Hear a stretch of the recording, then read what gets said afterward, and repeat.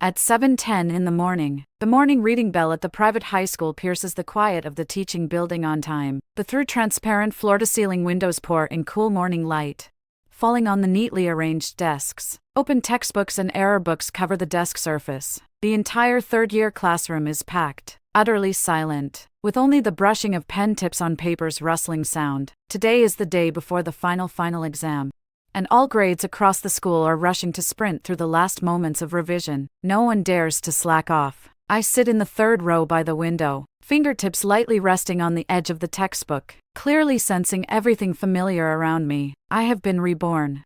Back to the day before I was betrayed by the whole class. Back to the very starting point of this absurd farce. On this same day in my past life, in this morning reading classroom, Lucy lured everyone with the promise of a free bus, and I, like the rest of the class, naively felt grateful and gave up the originally steady commuting method. Ultimately, everyone was trapped, missed the final exam, and all fault was pushed onto me. I became the class's scorned sinner, while the instigator Lucy, relying on her cultivated kindness and righteousness persona, harvested everyone's goodwill and remained unscathed. This time, I returned to the origin. No arguing, no reminder, no softness.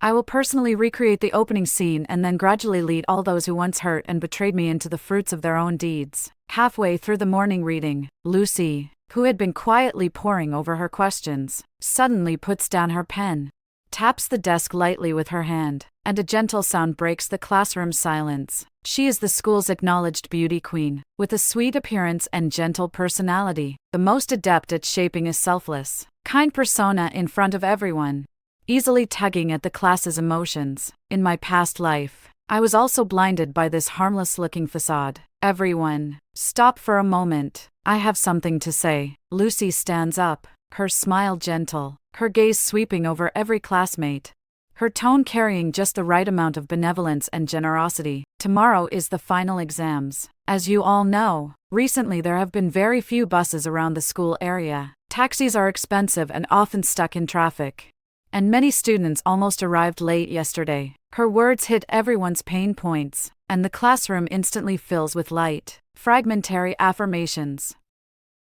Over the past week, city roads have been under construction, making commuting between home and school extremely inconvenient. Many students have worried about tomorrow's exam travel, afraid that traffic jams mid-journey would delay the crucial final exam. This final exam accounts for 60% of the final grade. Failing it would require retaking and would affect the school's credit rating, which is crucial for students at a private high school. Seeing everyone's attention successfully drawn, a trace of triumph glinted in Lucy's eyes, and her tender smile became even more sincere as she continued. My family has a cooperative passenger transport company, and I specifically rented a brand new, comfortable coach at my own expense. Tomorrow morning I will pick up and drop off the entire class to the school for free, not charging anyone a penny.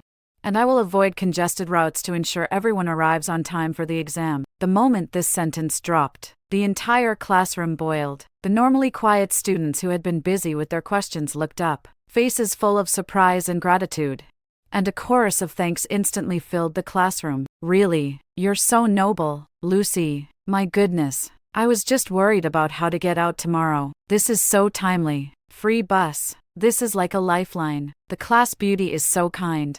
Countless words of praise flooded toward Lucy. She lowered her head slightly, feigning modesty as she waved her hand with a bashful gesture, maintaining a convincing image of selfless devotion and concern for her classmates. We're all in the same class.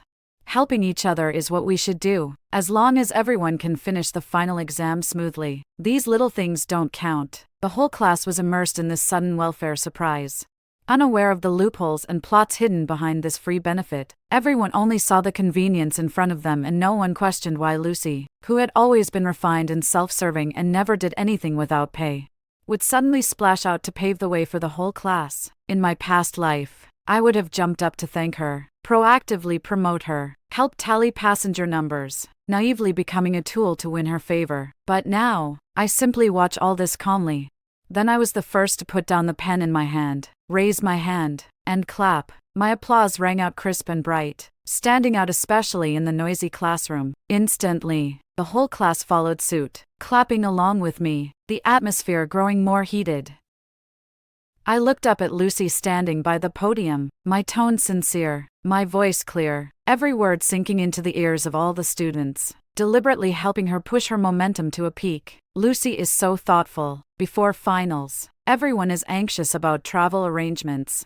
And she quietly arranged everything, even paying out of her own pocket to cover the class. This level of thoughtfulness is truly rare. Since the bus is rented specifically for us by Lucy, everyone must assemble together, board together tomorrow, and not waste her goodwill. These words seem to praise Lucy and thank her for her efforts, but they are actually the first rule I deliberately set. Everyone must travel together. No one may act alone. I know clearly that if anyone travels alone and arrives at the exam on time, this revenge would have a loophole, and the regrets of my past life could not be fully fulfilled. So I will, in the name of gratitude, seal off all retreat routes. Lucy, hearing my words, wore an even brighter smile, and quickly followed my lead. That's right. To facilitate counting people and ensure on-time departure, I hope everyone will assemble together tomorrow and nobody travels alone. To avoid a miscount delaying the departure and ultimately affecting everyone's exams, a few day students who had planned to wake up early tomorrow and drive themselves, or take a rare commuting line, immediately abandoned those plans upon hearing this, in the unanimous praise of the class. No one wanted to be the exception. No one wanted to be tagged as not appreciating others' kindness. In just a few sentences, everyone's travel plans were completely unified, and everyone's fate was quietly bound to that problematic bus. The class representative sitting in the front row frowned slightly, showing a hint of worry, cautiously speaking up. There's no problem with gathering everyone, but we still don't know the bus departure time and assembly point. If the timing isn't controlled well, it could cause people to miss the exam. Should we lock in an exact time in advance? This was the only clear-headed voice in the class, and also the only flaw in my past life. It was because someone asked for details in advance that Lucy was forced to clarify the exact time and dared not delay. But in this life, I won't give anyone a chance to break the situation. I immediately smiled and responded, in a courteous and highly persuasive tone, instantly shutting down all doubts. There's no need to be so meticulous. Lucy has surely planned all the details long ago. Since she dared to rent the car at her own expense, she certainly won't delay our exams. If we keep pressing for details, we'll seem to distrust her generosity. At break time, Lucy will naturally post the complete time and place to the class group, and we can just focus on reviewing. The class monitor was left speechless by my words, watching the enthusiastic atmosphere in the class, and could only nod and give up the questioning. Any remaining concerns in the classroom completely dissipated, and everyone relaxed, looking forward to the free bus the next day, with no one worrying about commuting causing them to miss the exam anymore. Lucy seized the moment and spoke lightly. Relax and just study. I'll tidy all the details in the evening and post them in the group, ensuring everything is arranged properly so everyone can participate in the exams without any worries. When the morning reading bell rings, the classroom's quiet is instantly shattered. Tense students who had been on edge all morning rise in unison, crowding into the corridor to get some air and chat. The tense atmosphere before the final exams, dissolved by Lucy's promise of a free bus, mostly vanishes. In the wide open-air corridor, the wind blows in along the railings, carrying the clamor of the youth's voices. The entire class spontaneously forms several small groups, with all discussions centering on the next day's commute bus. Everyone relaxes their travel anxiety, leaving only ease and anticipation in their hearts. Lucy is surrounded at the center by a crowd of classmates, enjoying the praise and gratitude from everyone. She stands tall, her smile gentle, continuously replying to the compliments around her, doing her best to maintain the image of a kind-hearted, selfless class beauty. Lucy, is the bus you rented a big one? Our class has over 30 people. Won't there be no space? A girl asks as she leans in. Lucy immediately nods, her tone confident. No problem at all. I rented a 45-seat bus. The space is really spacious. Everyone can sit wherever they want. There's room for books and bags. Absolutely won't be crowded. Then another boy casually follows up. What time should we meet? My home is a bit far from the meeting point. I'll need to set an alarm in advance. With this question, everyone stops chatting and looks at Lucy, waiting for an exact answer. This is the most crucial core information, the loophole I've had to lock down from the start. A glint of hesitation flashes in Lucy's eyes as she deliberately vagued the timing, saying vaguely, "Not too early. We'll wake up normally tomorrow morning. I'll set the time in the group chat tonight. We'll surely make the 8 o'clock exam. No rush." She habitually shrouds key details in ambiguity, relying on vague phrasing to bluff people. In a previous life, someone pressed for an exact time right now, breaking her vagueness and forcing her to fix a precise departure time, leaving no room for delay. But in this life, I won't let anyone disrupt the plan. I step toward the edge of the crowd and speak up, my tone natural and easy, as if I'm simply helping tidy up the plan. "Everyone, stop grilling Lucy. She spent last night coordinating the car rental.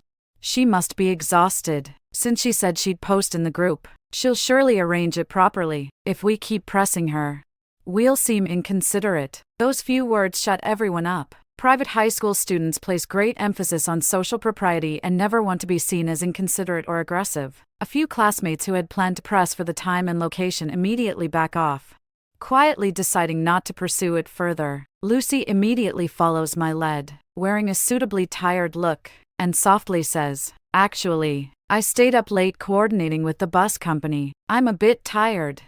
I'm worried that rushing to set a time would cause mistakes and affect your exams. I'll check everything carefully during the break to ensure accuracy." Seeing this, people comfort her and praise her carefulness and responsibility. For a moment, everyone's attention shifts from pursuing the time to feeling sorry for Lucy, and their goodwill toward her doubles again, with no one realizing they're stepping deeper into a trap. But the class's conflict won't end here. I deliberately turn my body slightly and speak up, precisely stirring minor disagreements to create new friction. "But to be safe, we should still set a rough time. Too early a meeting means staying up late and being tired. Too late a meeting risks a mishap that could affect the exam. Why don't we settle on a general time and let Lucy pin down the exact one?" This remark instantly triggers discussion, and the class splits into two camps. Some boarders propose a meet time of 7:30, with plenty of time and no rush. Most day students prefer to sleep a bit longer and reserve more study time, insisting on a 7:45 meeting. Both sides hold to their positions, and the small quarrel spreads, turning the formerly harmonious atmosphere tense. The boarders think day students are selfish, only caring about their own rest and ignoring collective risk. The day students think the boarders have nothing to do. There is no need to deliberately wake up early and bother everyone. With both sides unable to reach an agreement, everyone instinctively left the decision to Lucy, waiting for her to step in and mediate. To make the final decision, Lucy enjoys the feeling of being relied on and adored by the whole class, but on her face pretends to be reluctant and speaks softly. "Everyone stop arguing. We're all in the same class. I'll compromise a bit. We'll set the assembly time at 7:40 and depart at 7:50. Okay, this won't disrupt everyone's rest or study, and there will be ample time." This time seems like a perfect compromise, but it actually harbors a fatal flaw. For normal commuting, leaving at 7:50 is completely sufficient. But the suburban bus depot is in a remote location with challenging road conditions, so this time is already extremely tight. More importantly, the vague time Lucy casually fixed verbally has no written confirmation and could be tampered with, reneged on, or shifted at any moment. The others didn't see through the trap, and both sides felt that if they yielded a little, they would agree, and they nodded in agreement. Fully accepting this verbal time, I stood aside and added a line that seemed to guarantee a bottom line but actually locked in the stalemate. "Then we'll use the time Lucy stated as the standard. Everyone must gather at the depot at 7:40. No exceptions. Remember this time. Tomorrow no one acts alone. Everyone takes the bus together, and you can rest assured about the exams." My words completely sealed the final rule, binding everyone's travel time and mode of transportation. From now on, the fate of all 34 students' exams was pinched in this vague verbal agreement, with no backup plan. Some still harbored slight concerns and whispered, "What if the bus is late tomorrow? Do we have a backup plan?" Before anyone could speak, Lucy hurriedly reassured them, "Absolutely won't be late. I'm coordinating with a legitimate bus company. The driver is experienced and never late. You can be 100% worry-free." I immediately echoed, completely snuffing out the last doubt. Since Lucy has full authority to guarantee, we don't need any extra backup plan.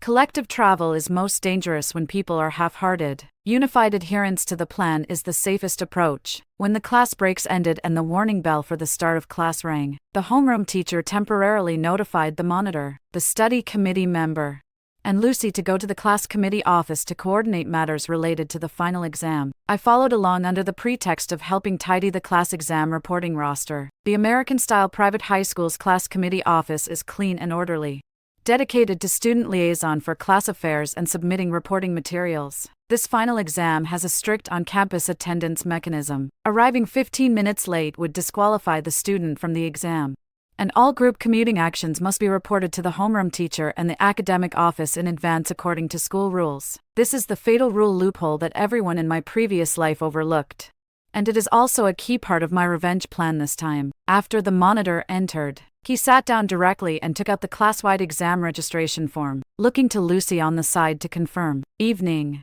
Your free bus thing, we need to register officially and report it to the teachers uniformly. The whole class commuting counts as a class activity. Once reported, even if a sudden situation arises, we'll have an excuse and it will be convenient for later appeals. Lucy's expression stiffened upon hearing this. Her eyes instinctively dodged for a moment, then quickly returned to a gentle demeanor and gave a casual, dismissive answer. Isn't this too troublesome? It's just a private car I rented to help everyone personally. It doesn't count as a class activity, just picking up and dropping off classmates along the way. There's no need to file it. It would only cause trouble for the teachers. Her intentions were obvious. Private car rental.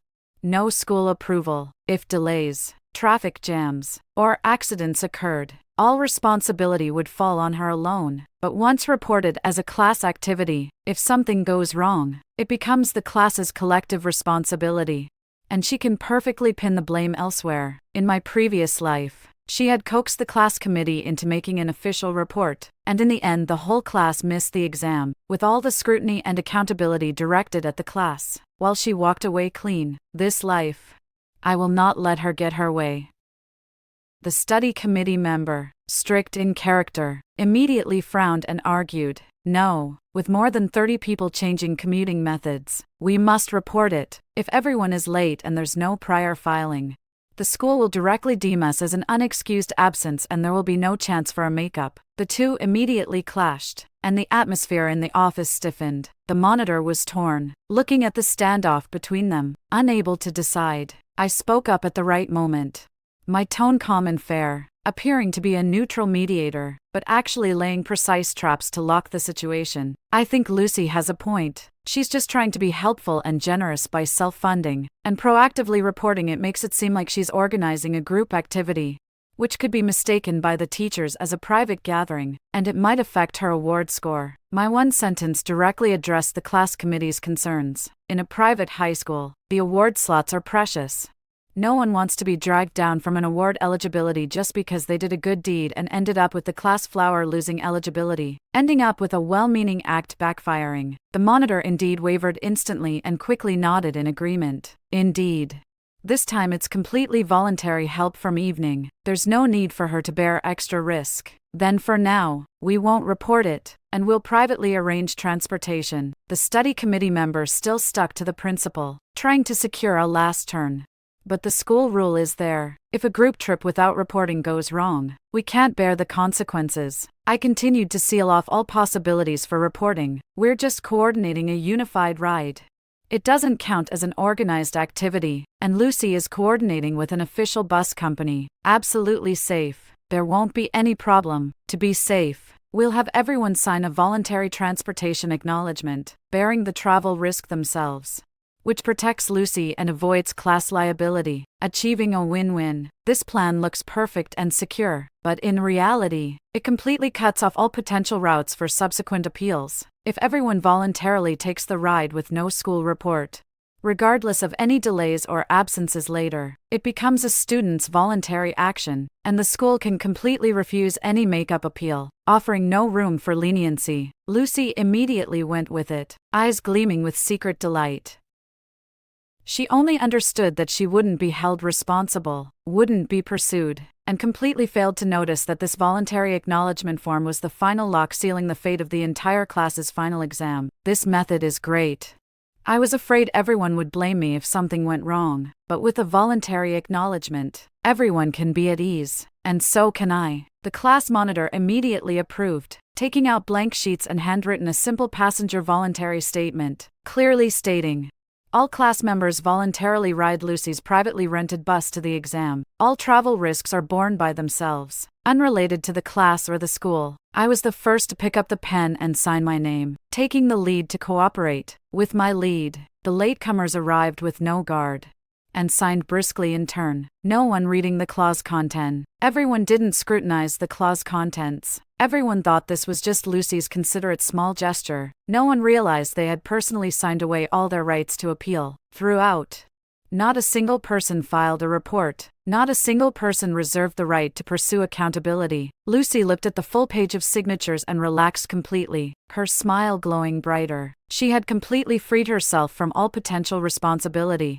waiting only to receive the class's gratitude and good reputation. I placed the signed papers in order and handed them to the class monitor for filing. After the last class in the afternoon ended and the school bell rang for dismissal, the campus instantly unlocked. All the students, who had been carrying a heavy load of revision for the whole day, packed up their bags and walked out of the school together. Tomorrow is the final exams. Most people plan to go to the chain convenience store at the school gate to buy stationery, correction tape, and instant breakfasts in preparation for the test. The street outside the school was bustling and noisy. The American-style neighborhood convenience stores lit up early, and crowds flowed in. Our class of more than 30 students almost all walked together, grandly heading to the largest convenience store on the street, all chatting about topics that still circled around Lucy's free exam bus. After half a day of fermentation, the class had long since shed all travel worries, even treating this unified bus trip as a rare, worry-free benefit before the exam. Nobody mentioned registration, alternate routes, or lateness risks anymore. Everyone's vigilance had completely dropped to zero.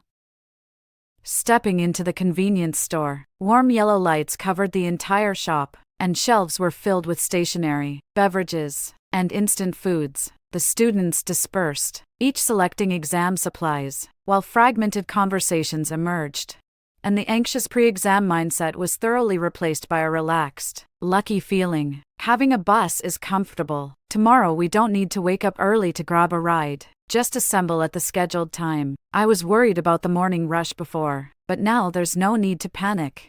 We'll just wait for the bus to the exam hall. Lucy really helped a lot this time. After the test, we must thank her properly. Compliments and expressions of relief rang out continuously. Lucy was surrounded by several girls at the snack aisle, smiling as she accepted everyone's praise.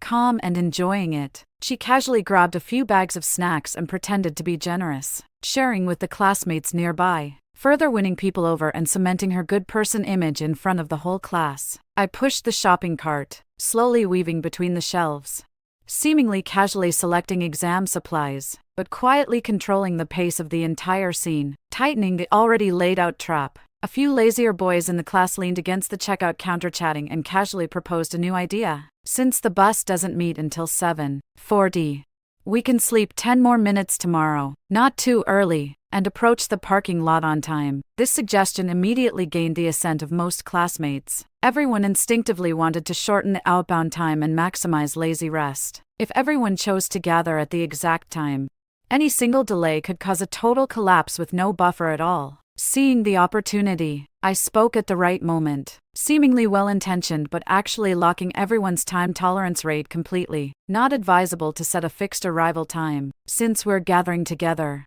Arriving a few minutes early can secure front row seats, keep the ride quiet and the view clear, and allow for a final review of wrong answers before departure. Latecomers will have to sit in the back. The ride will be bumpy and noisy, and there will be no chance to review. This advice pinpointed the pain points of all exam prep students precisely. Every minute of study time before the final exam is crucial, compared to sleeping 10 more minutes.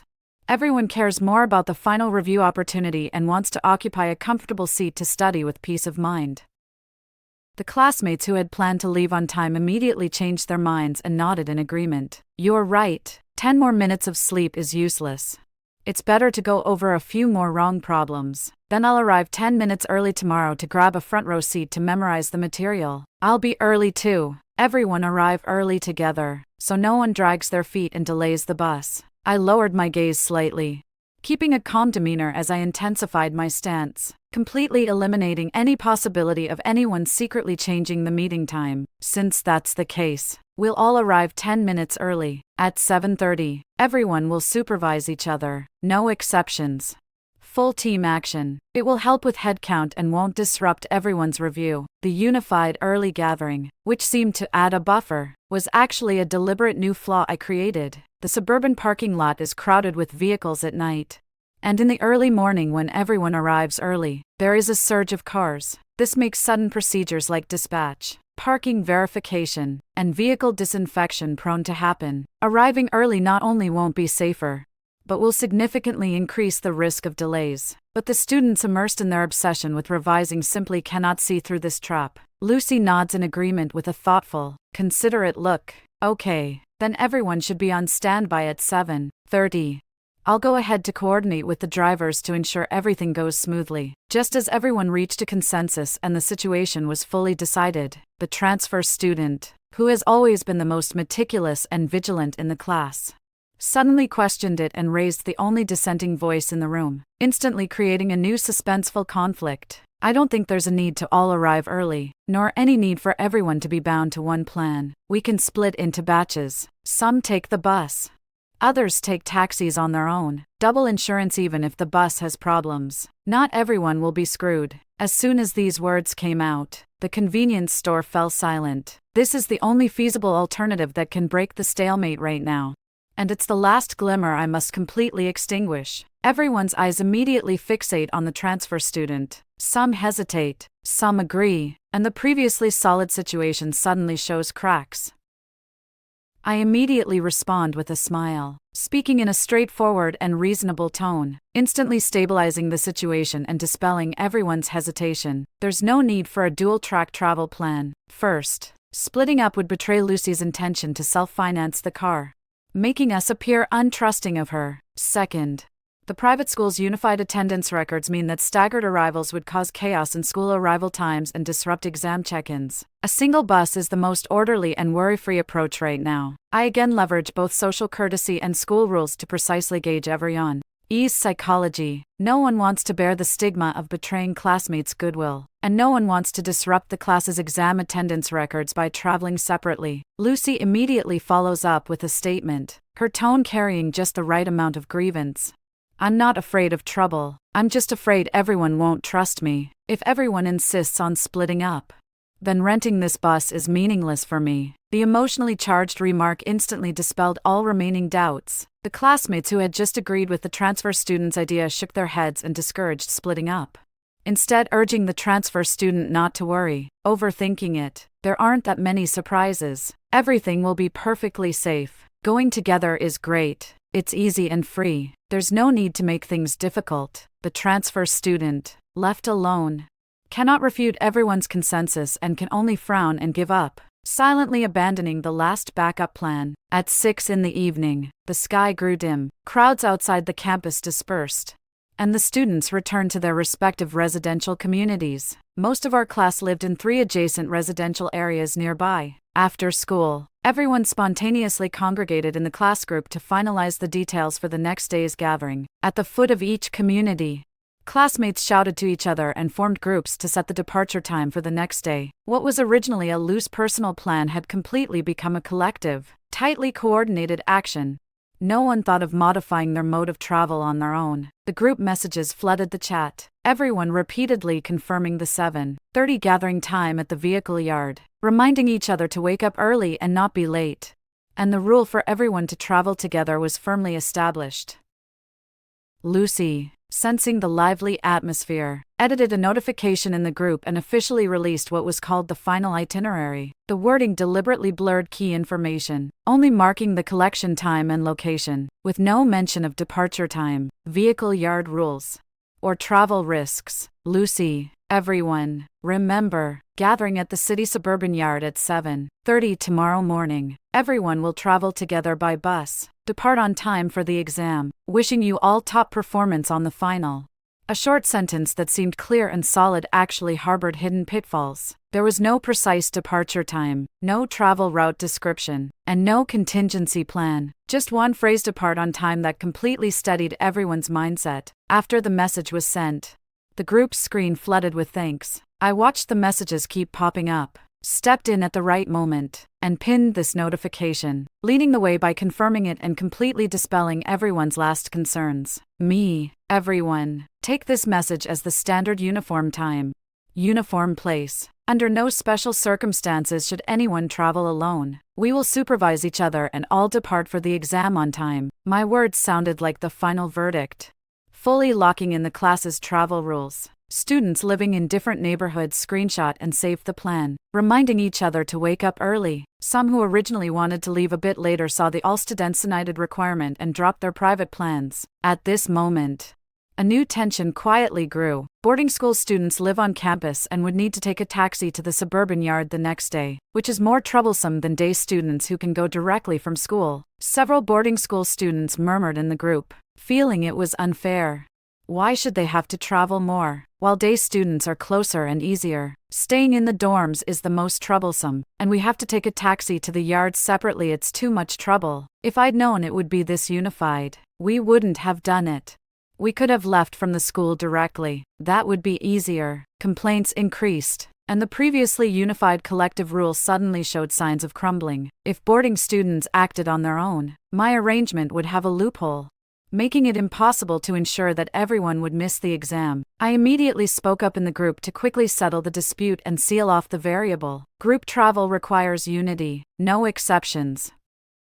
Boarding students bearing a little more hardship is to keep the class moving in unison and avoid chaotic departures that could lead to mis-exams. This unified bus ride is for everyone's exam safety. Please understand and don't seek special treatment. This speech, from the standpoint of collective righteousness, instantly quieted all complaints. No one dared to act independently under the label of breaking the group rule, and a few boarding students could only swallow their dissatisfaction and agree to meet at the yard on time tomorrow. Lucy smoothly played the role of peacemaker, softly soothing everyone, and once again winning favor. Hardworking boarding students. After the test, I'll treat the whole class to milk tea as a pre-exam perk, a hollow promise, but it completely placated all discontent, and the class once again sank into a harmonious and worry-free atmosphere.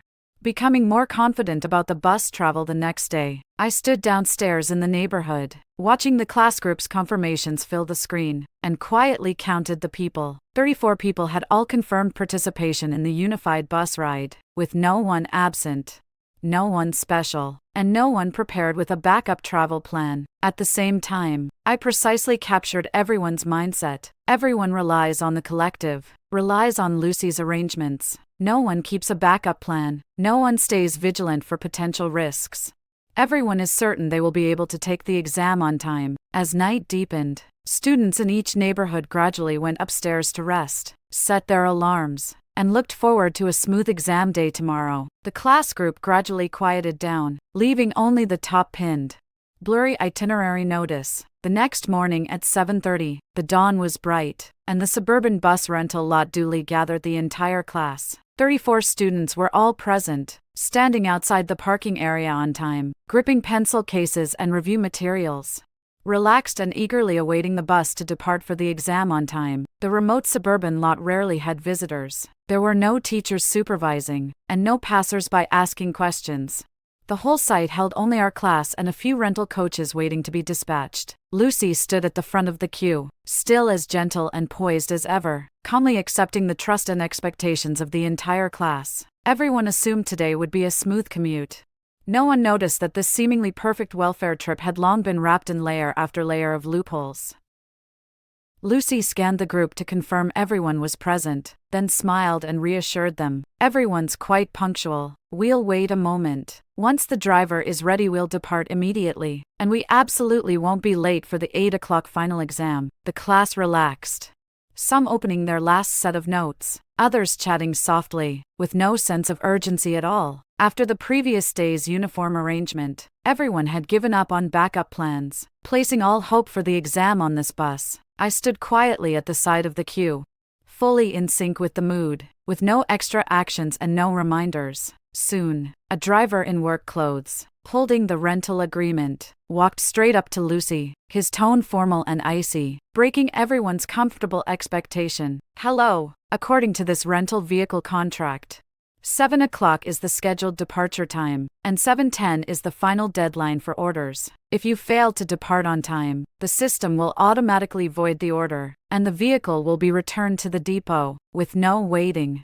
And the entire rental deposit will be deducted." As soon as these words landed, a flurry of panicked whispers erupted from the group. Many students looked up abruptly, the ease on their faces fading into anxiety. 7:10 deadline. We're just gathering now.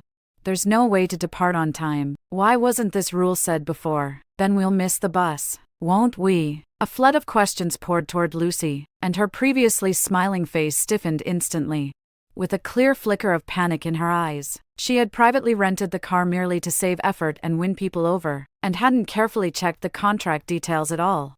She completely didn't know there was a rigid rule about late cancellation. She forced herself to stay calm and begged the driver, "Sir, we're students. We're taking the final exam today. Can you make an exception? We'll get on the bus right away.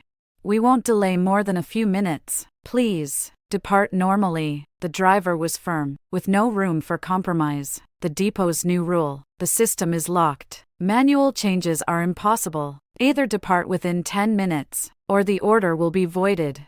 No exceptions. The situation instantly stalled, and the class's anxiety climbed rapidly. The class monitor immediately stepped forward with a proposal. "Then we'll skip the lineup. Everyone board quickly and depart before 7:10, just as everyone prepared to rush on in a hasty scramble." I spoke up at the right moment, calm yet persuasive enough to decisively lock in the delay. "Don't rush. Boarding in a hurried, crowded way risks dropping things, disorder, and if someone loses their ID or stationery, it will delay the exam further. Since there are a few minutes to spare, why not let the class committee quickly tally the numbers, confirm everyone is present, and then board in an orderly manner, ensuring safety and reliability first." This line aligned with everyone's exam mindset. No one wanted to make a mistake that could jeopardize the test because of panic. Everyone paused, stood still, and complied with the head count. Unaware that this was my deliberate final delaying move, the class committee immediately began a rapid head count, seemingly efficient, but it just consumed the last few minutes of buffer time. 7:09. The head count was completed at exactly 7:10. The dispatch system in the parking lot pops up a reminder on time, and the driver's in-vehicle device immediately sounds with an order cancellation alert. The driver puts away the device and calmly announces the result. "The order has been cancelled. The vehicle withdrawn. We cannot dispatch today." The cancellation of the order sent shockwaves through the parking lot, turning it into chaos in an instant. Lucy was surrounded by people, her face drained of color. After a brief moment of panic, she quickly restrained herself, steadied her nerves, and began frantically trying to salvage the situation, clinging to her flawless image. "Everyone, don't panic. It's just this car order that's been cancelled. I have a backup plan." Lucy hurriedly pulled out her phone, her fingers darting across the screen as she spoke in a rushed, calming tone. "I've already discussed with the rental company and reserved an emergency temporary vehicle. I'll upgrade the price and expedite the dispatch now. We'll surely make the exam." The students on the verge of collapse instantly calmed down, the earlier anger temporarily suppressed, and everyone again pinned their hopes on Lucy. No one questioned the truth of her words. They stood by, waiting for the temporary shuttle to arrive, afraid of completely missing the final exam. I stood behind the crowd, watching her act quietly, remaining a silent observer the entire time, not exposing or hindering her. I clearly remember that in the previous life she indeed had the authority to dispatch an emergency vehicle, and with a temporarily arranged backup bus, she led everyone onto the road and they all arrived at the exam on time. But in this life, I will not give her any chance to turn the tables. Lucy quickly dialed the coordinating number, confirmed the emergency vehicle with a higher bid, and in just 2 minutes it was decided to provide a backup coach. After hanging up, she exhaled softly, forcing a casual smile. "Done. The backup vehicle will be here in 5 minutes. We'll wait on site, board, and head straight along the city main road to the school at full speed. We won't miss the exam." The class's tense nerves finally relaxed. Complaints and accusations vanished, and some even offered Lucy reassurance and apologized for the earlier impulse. After a brief moment of chaos, everyone obediently queued up again, and their trust in Lucy remained completely intact. In less than 5 minutes, a brand new backup bus slowly rolled into the parking lot and stopped steadily in front of everyone. The doors opened, the driver leaned out to indicate boarding, and everyone heaved a sigh of relief, lining up to board in order. In a few minutes, all 34 people had boarded and taken their seats. Lucy stood at the front of the bus, repeatedly instructing the driver to drive at full speed and ensure we arrive at the school before 8. The bus slowly left the suburban bus yard and merged onto the city's main road. It was 7:20 in the morning, the peak of the American-style urban rush hour. The traffic was heavy and the road conditions were complex, but the main road's normal speed was still sufficient to reach the school on time. At normal speeds, it would take only about 15 minutes to reach the gate. With plenty of time to spare, inside the bus, the atmosphere gradually eased. Many students pulled out their materials to review, and some joked that it had been a false alarm, confident that nothing would go wrong. Just as everyone let their guard down, I rose at the right moment, walked to the front beside the driver, and spoke in a natural, casual tone with apparent kindness, guiding the way while actually laying a trap. "Driver, I passed by yesterday on my way to school. There's a temporary traffic control on a side road due to an incident, causing many cars to be blocked. The main road goes straight ahead with a green light and smooth traffic, so going straight along the main road without any detours is the fastest route." This was half true, half false. A perfect manipulation of information asymmetry. The side road indeed had controls, but only a short section. A detour would actually avoid the core congestion of the main road. The main road looked smooth, but it typically enters a scheduled rush at 7:25 every morning, and there is a hidden enforcement of temporary road inspections. Foreign drivers unfamiliar with the local morning peak rules couldn't tell the truth from the lie, and immediately nodded in agreement with my suggestion, calmly steering the wheel to head straight along the main road. Lucy remained unaware of the risk, even turning her head to praise me for my attentiveness. "Good thing you paid attention to the road conditions. Otherwise we would really have to detour and waste time." Before the words even finished, within 3 minutes, traffic on the road suddenly surged, and the once smooth main road became completely congested. Dense, crammed vehicles piled up layer upon layer.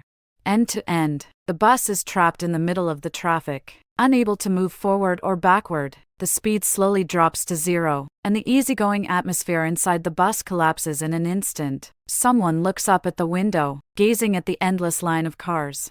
His face turns pale in an instant. "Why is it jammed like this all of a sudden? This spot never gets congested before. We can't move at all. How long will this take to clear? Examinations start at 8. If we're stuck like this, we'll definitely be late." The panicked murmurs sweep across the entire bus again, and everyone's gaze fixes on Lucy, the previously settled anger flaring up once more. Lucy is completely panicked, incessantly urging the driver to speed up and change lanes. But there are cars in all directions, front, back, left, and right. No room to change lanes or overtake. She hurriedly opens the traffic navigation. On the screen, the main road is glowing red across the entire route. The congestion stretches for 2 kilometers. And the estimated travel time jumps to 40 minutes. This means that even if the congestion is cleared immediately, arriving at school would already miss the exam start time. How did this happen? Lucy clenches her phone, her fingertips turning white, her voice trembling noticeably. No longer able to maintain her gentle composure, a furious boy stands up and asks, "Weren't you sure this was absolutely safe? Didn't you say it wouldn't affect the exam? Now we're trapped here. We'll all miss the exam. How can you take responsibility?" The main road was completely blocked, and the estimated 40 minutes to pass felt like a bucket of cold water dousing everyone's luck. With only 12 minutes left before the start of the 8 o'clock unified exam, even if the traffic were to clear immediately, we would absolutely not reach the school on time. The car was filled with complaints and curses, and everyone's emotions spiraled out of control. With their anger aimed squarely at Lucy's pale face, Lucy was forced to retreat step by step, no longer able to maintain her gentle, kind mask. Her voice was flustered and sharp. "It's not my fault. Who could have imagined this morning would be a sudden big jam? I've done my best to rearrange the car and hurry. Why do you blame me?" Her evasive justification ignited everyone's anger. In the moment when the conflict intensified, the driver in the front row suddenly spoke up, giving everyone one last glimmer of hope. The main road is completely paralyzed. But 200 meters ahead there's an elevated ring road entrance. The ring road has almost no traffic. It can bypass the congested stretch and directly reach the school's back gate, saving at least 30 minutes. This sentence instantly quieted the agitated carriage. Desperate classmates suddenly saw a spark, urging the driver to rush onto the elevated road, seizing the last chance to take the exam. Hurry up onto the elevated road, no matter how far the detour. As long as we can make the exam, it's all good. Yeah, why didn't you say this earlier if there was a backup route? Let's go. A life-saving opportunity lay right before them, and everyone immediately forgot about blaming others. Driven by the urge to regain their exam eligibility, Lucy snapped back to reality as well, hurrying the driver. Head onto the elevated road now. It's fine to detour a lot, as long as we're not absent. The driver flicked on the turn signal and slowly moved the bus, gradually approaching the elevated entrance. Seeing the bus start moving again, the whole class felt relieved, thinking the situation would turn around. I sat in my seat and spoke up at the right moment, using the most calm tone to seal their last escape route. I went this way on the elevated road yesterday. My voice was clear. The whole bus quieted as they listened to me. The school's back gate section was under strict gate control this morning. All private vehicles and rental cars are prohibited from entering. Only school buses and faculty vehicles are allowed. We're a contracted rental bus. Going up would be a fool's errand. We can't even enter the exam site's range. Every word I spoke was true, without a single lie.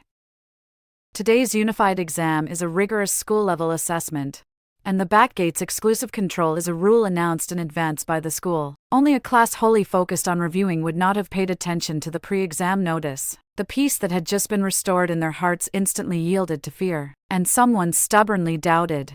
Really? Is it aimed at us specifically? I calmly added another line, completely crushing all chances of luck. The Academic Affairs Office announced in the class system last night that vehicles that breach entry will be stopped on the spot, and the students inside will be considered as having missed the exam for disciplinary reasons, losing even the right to appeal for a makeup. After the last word, the carriage fell into utter silence. Everyone understood that the admission rules at a private high school were unbearably strict. Once labeled as disciplinary miss, the consequences far exceeded simply arriving late, but the will to survive still overpowered rationality. A few boys gritted their teeth, saying, "Take a gamble, even if we might be blocked. We can't just give up the exam. It's better than sitting here and waiting to die."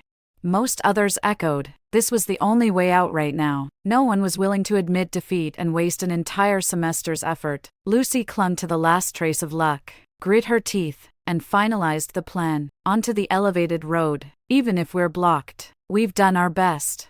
It's better than missing the exam. The driver, unable to resist the entire bus, could only drive onto the elevated ring road. Just after entering the elevated road, the traffic indeed flowed smoothly. The speed instantly increased. The outside scenery sped past, and it seemed everything was taking a turn for the better. Just as hope reignited, new problems began to surface one after another. The driver stared at the in-car contract pop up, his face turning pale. Not good. I just received a notice from the parking lot. The rental duration for emergency backup vehicles is also locked. We must arrive at the destination to sign and settle before 7:50, and for every minute overdue, a hefty penalty is added. After 10 minutes overdue, the full payment is doubled. The double pressure slammed down at once. Ahead was unknown checkpoint control and interception. Behind was a hefty overdue penalty. The dilemma of advancing or retreating completely trapped him. With only 5 minutes left before the exam, the bus was still in the middle of the elevated circular road, 2 kilometers from the school's back gate. Even if we sped full throttle, we would inevitably be late. Not only missing the exam but also making Lucy bear a substantial penalty. The students who were the most stressed in the class completely lost it, getting up and shouting that they would get off the bus and sprint on foot. "I'm not riding this bus. I'll run there." Being a few minutes late is better than missing the exam entirely. Many followed suit, ready to get off early and rush on their own. If anyone arrived at the exam on foot, my entire plan would have a loophole, and I wouldn't be able to achieve the ending where everyone misses the exam. I immediately stood up to stop them. Using the most realistic rules to cut off the last retreat, pedestrian traffic is prohibited on the entire elevated road. Getting off mid-route constitutes a traffic violation and will be stopped by the traffic police on the spot and registered. Not only will you miss the exam, but you'll also leave an illegal records footprint that affects your campus credits dossier. Moreover, running down from here would take at least 20 minutes. An entry is forbidden 15 minutes after the exam starts. You'll definitely be unable to make it. I targeted everyone's weak spot with precision. In a private high school, credits and disciplinary records are directly tied to evaluations and further education.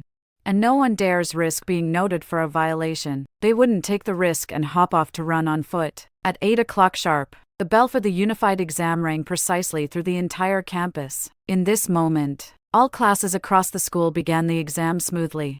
Except our class of 34, who were stuck on the way to the school, completely missing the final exams. The bus on the overpass slowed down, eventually coming to a gentle stop at the drop-off area in front of the private high school gate. Outside the windows, the campus gate was closed. Security personnel stood guard strictly. The exam areas were fully sealed, and the sign warning late students not to enter was especially conspicuous. The inside of the bus was deathly silent.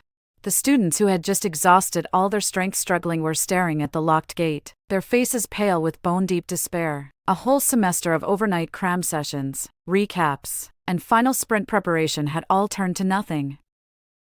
After a brief hush, the oppressive atmosphere finally exploded, with all anger and discontent directed at Lucy, who stood at the head of the bus. "It's all your fault. If it weren't for your free bus, we would have taken a taxi to the test venue long ago. You deliberately muddied the timing and concealed the contract rules. You knew exactly what you were doing. You wasted a whole semester's worth of results for us. You owe us an explanation." The incessant accusations weighed so heavily that Lucy could not lift her head. Her face went pale. Her eyes reddened, and she hurriedly waved to defend herself, attempting to salvage the crumbling image of herself. "I didn't do it. I was also screwed by the bus lot rules. I rented a car at my own expense. I didn't profit from anyone. I'm also a victim."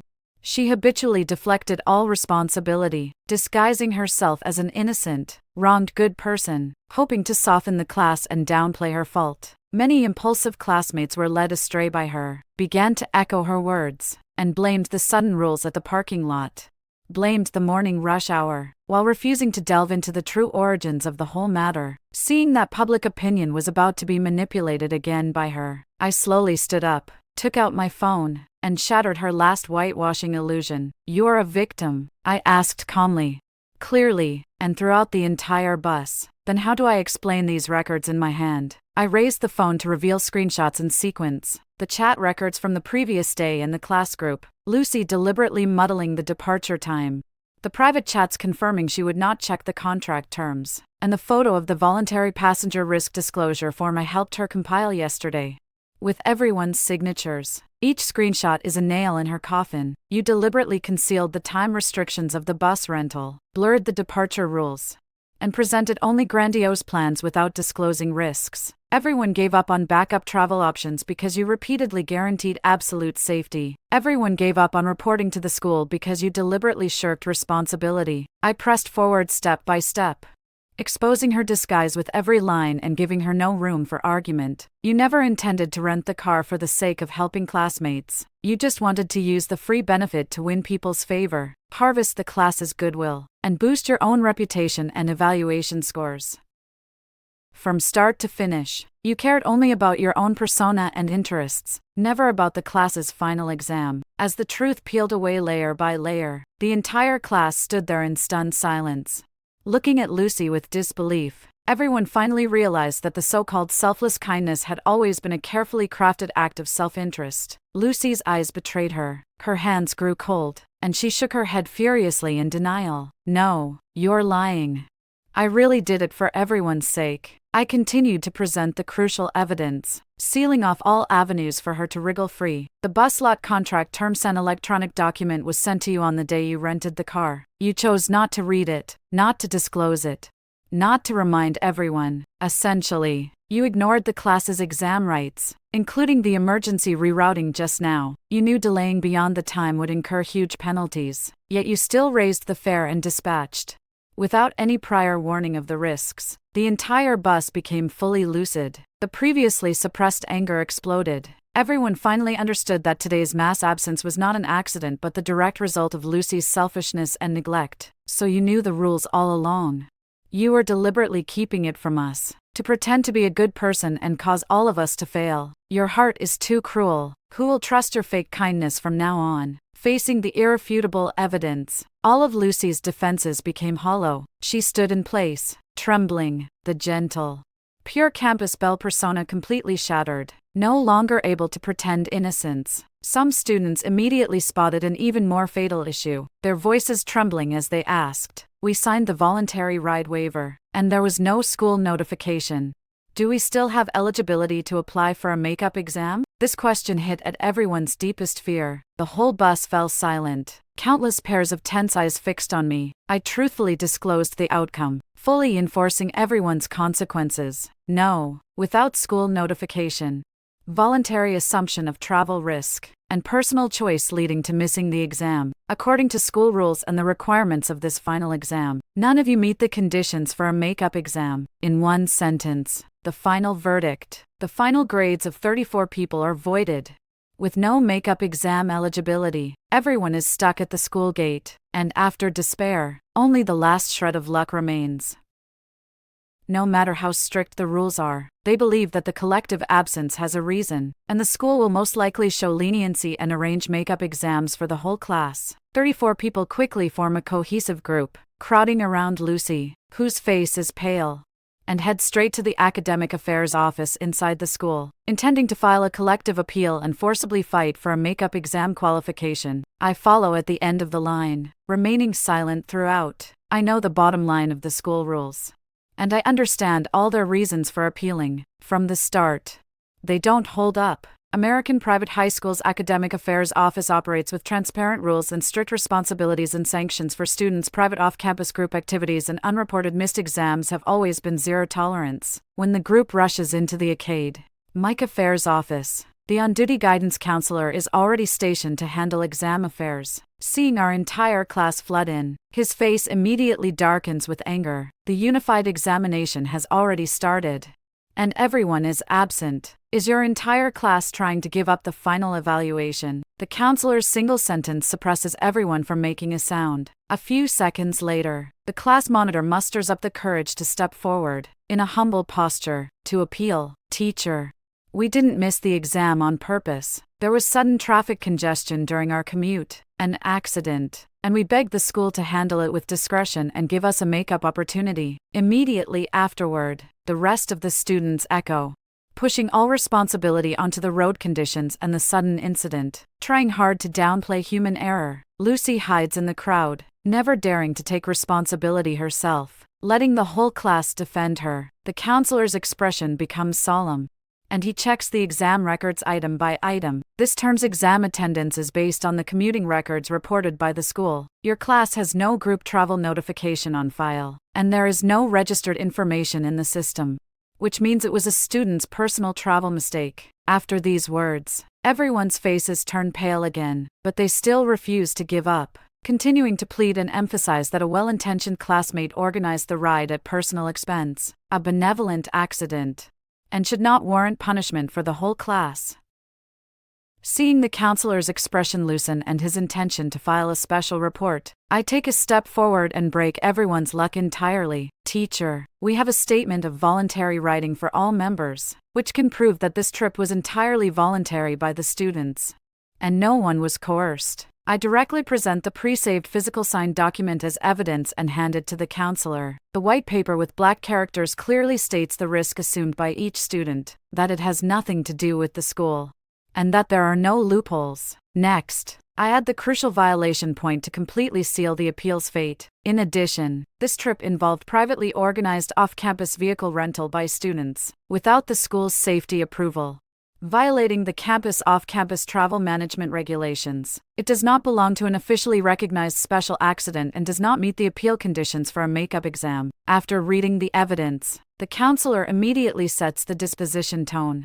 and the previously loosened demeanor hardens. Privately organizing off-campus transport for commuting is a violation. Not only will you not get a makeup exam, but the organizers will be held liable. All eyes instantly lock onto Lucy. Lucy, who can no longer hide, trembles all over and can only rush forward to defend herself. Teacher, I was just trying to help in good faith. I had no intention of violating the rules. I just wanted to help my classmates take the exam. I didn't know I needed to report it.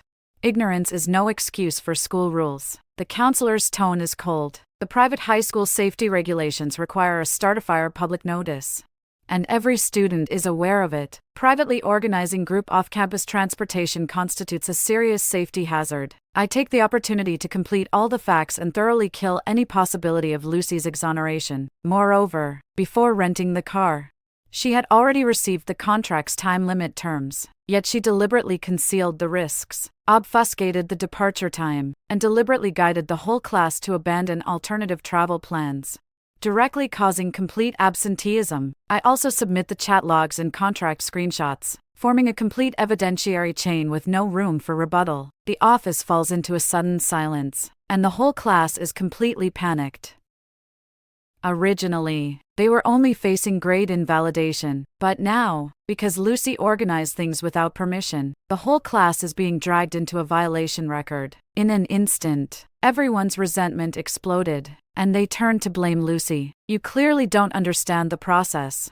Why would you organize things recklessly? You did it to look good and cause our entire class to violate rules. Not only did we fail the exam, but we also got a disciplinary record. How many more people are you going to ruin? Lucy scolded, turned pale, stood unsteadily, and completely lost the last shimmer of her former glow. The day after the final exams, the school officially issued a public notice, posted on the bulletin board and the school's homepage. The entire class's final grades were reset to 0. Exam retake eligibility was cancelled, and the class's violations were filed. Lucy's full school public reprimand, written in black and white, was displayed in the most conspicuous place, shattering the 2-year appearance of gentleness and kindness she had maintained. At the request of the school, the homeroom teacher temporarily held a class-wide review meeting, requiring everyone to attend, to uniformly review this major class-wide incident of missing the exam collectively. The moment I stepped into the classroom,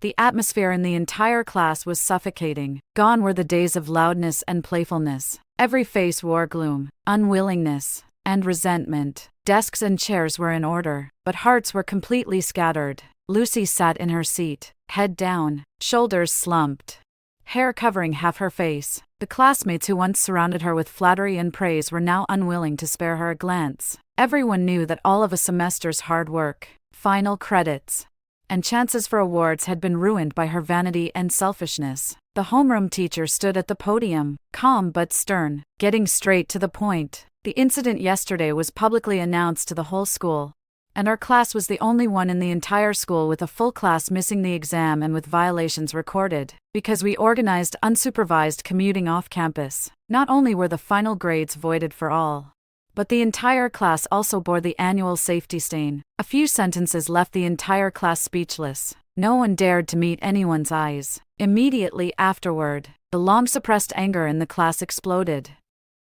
Several students who had suffered the most and who had originally ranked near the top spoke up first, pointing their anger at Lucy. It's all Lucy's messing around with the free bus. We wouldn't be in this mess otherwise. To gain popularity and pretend to be righteous, she ruined the final exams for everyone in the class. She's so selfish. When we asked her about time and risk before, she dodged everything. She deliberately concealed it. The volley of accusations swept through the entire classroom. Lucy's shoulders trembled slightly, and she finally looked up, her eyes red, beginning her final defense, attempting to shift the blame. I didn't do it on purpose. I'm also well-meaning. And at the time, it was her who led the push for unified transport and didn't allow others to keep an alternative plan. She's the one who kept urging everyone to trust me. She suddenly raised her hand and pointed at me, shoving all the fault onto me, trying to drag me down with her to lessen her own guilt. In an instant, many classmates with twisted minds and burning with resentment followed the trend, directing their pent-up anger at me. Yeah, you were the one always stopping us from asking for details. You didn't let us keep an alternative plan. Didn't you know something would go wrong? You're part of this too. Why should only we suffer losses? Everyone needed an outlet for their emotions. And Lucy had completely collapsed. They wanted to pull me into the wrong and share the blame, trying to find psychological balance. Facing the class's assault, I stood up calmly, my tone indifferent yet every word strong, rebutting point by point. Flawless. I did lead in unifying the order, but I never organized rental cars, never promised no risk. The bus was privately rented by Lucy. The contract was privately signed by Lucy. The safety report to the school was deliberately avoided by Lucy. The risk was deliberately concealed by Lucy. I raised my hand to reveal all retention records. Continuing to strengthen the argument, I publicly proposed and coordinated the order throughout. All speeches were visible to the class. Lucy privately connected with the bus company, privately concealed the time limit, privately evaded responsibility. This is an established fact. As for the unified bus ride, it was collectively approved by the class through a vote and voluntary signatures. No one was forced. You are adults with independent judgment. Blindly trusting others and abandoning a way out are choices you must take responsibility for. A few sentences immediately shut down all excuses for shifting blame, creating a closed logical loop. And no one could refute. The class fell silent at once, and the classmates who had just followed the trend lowered their heads, their faces full of embarrassment and awkwardness. They are clear in their hearts that I merely went along with it. And the true instigator from start to finish was Lucy alone. The homeroom teacher also made an on-the-spot judgment, completely ending all unfounded accusations. The core responsibility for this incident lies with the organizer Lucy. The other students are merely following along in blind conformity. No one was pressured throughout. No one engaged in malicious guidance. Blaming others is purely unreasonable. With the final conclusion reached, all my suspicions were completely cleared. Lucy's last hope was utterly shattered. Her eyes reddened, yet she could not cry anymore. Her persona, reputation, fame, and eligibility for commendations were all wiped out.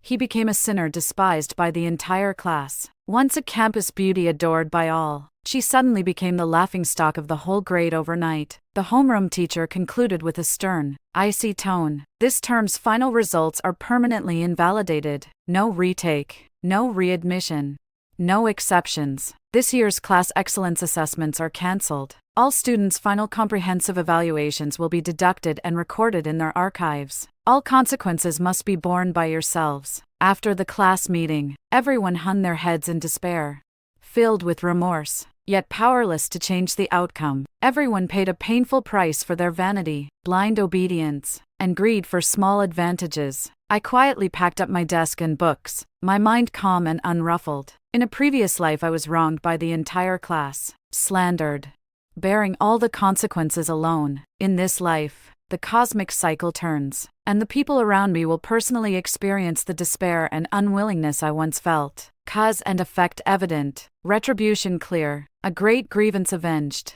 the dust settles.